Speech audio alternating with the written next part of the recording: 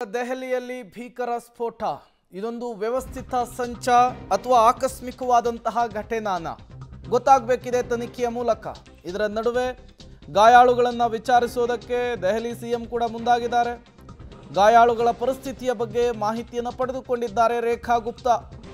ದೆಹಲಿ ಸರ್ಕಾರದಿಂದ help line ಕೂಡ ಬಿಡುಗಡೆಯಾಗಿದೆ ಅನ್ನೋದು ಗೊತ್ತಾಗ್ತಾ ಇದೆ। ತುರ್ತು ಅಗತ್ಯತೆಗಾಗಿ ಹೆಲ್ಪ್ ಲೈನ್ ನಂಬರ್ ಅನ್ನು ದೆಹಲಿ ಸರ್ಕಾರ ಬಿಡುಗಡೆ ಮಾಡಿದೆ। 101 108 ಹೆಲ್ಪ್ ಲೈನ್ ನಂಬರ್ ಇದು ಬಿಡುಗಡೆ ಮಾಡಿರುವಂತದ್ದು।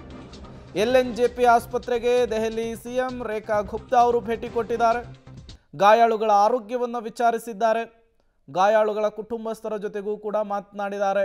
ಜೊತೆಗೆ ದೆಹಲಿ ಸರ್ಕಾರದಿಂದ ಹೆಲ್ಪ್ ಲೈನ್ ಅನ್ನು ಕೂಡ ಬಿಡುಗಡೆ ಮಾಡಲಾಗಿದೆ। ಗೃಹ ಸಚಿವರು ಭೇಟಿ ಕೊಟ್ಟರು, ದೆಹಲಿಯ ಸಿಎಂ ಕೂಡ ಭೇಟಿ ಕೊಟ್ಟಿದ್ದಾರೆ।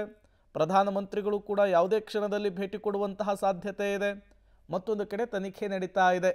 30ಕ್ಕೂ ಹೆಚ್ಚು ಜನ ಈ ಘಟನೆಯಲ್ಲಿ ಗಂಭೀರವಾಗಿ ಗಾಯಗೊಂಡಿದ್ದಾರೆ। 6 ಜನರ ಸ್ಥಿತಿ ತುಂಬ ಕ್ರಿಟಿಕಲ್ ಅನ್ನೋದು ಗೊತ್ತಾಗ್ತಾ ಇದೆ। ಇಲ್ಲಿಯವರೆಗೂ 14 ಜನ ಈ ಘಟನೆಯಲ್ಲಿ ಸಾವನ್ನಪ್ಪಿರೋರು। ತನಿಖೆಯ ಮೂಲಕ ಎಲ್ಲವೂ ಕೂಡ ಈಗ ಗೊತ್ತಾಗಬೇಕಿದೆ। ಘಟನೆಯ ಸ್ಥಳ, ಸಿಗ್ತಾ ಇರುವಂತಹ ದೃಶ್ಯ, ಸ್ಥಳೀಯರು ಕೊಡ್ತಾ ಇರುವಂತಹ ಮಾಹಿತಿಯನ್ನು ನೋಡಿದ್ರೆ ಇದೊಂದು ಆಕಸ್ಮಿಕ ಘಟನೆ, ಸಾಮಾನ್ಯ ಘಟನೆ ಅನ್ನೋದಕ್ಕೆ ಸಾಧ್ಯವೇ ಇಲ್ಲ ಅಂತ ಹೇಳ್ತಿದ್ದಾರೆ।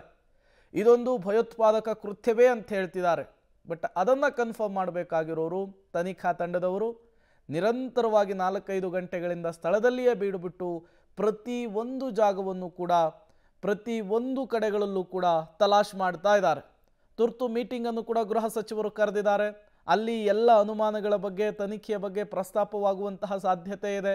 ಬಹುತೇಕ ಇವತ್ತು ರಾತ್ರಿ ಕಳೆದು ಬೆಳಗಾಗುವ ಹೊತ್ತಿಗೆ ಈ ಸ್ಫೋಟದ ವಿಚಾರಕ್ಕೆ ಸಂಬಂಧಪಟ್ಟಂತೆ ಒಂದು ಖಚಿತತೆಗೆ ಬರುವಂತಹ ಸಾಧ್ಯತೆ ಇದೆ।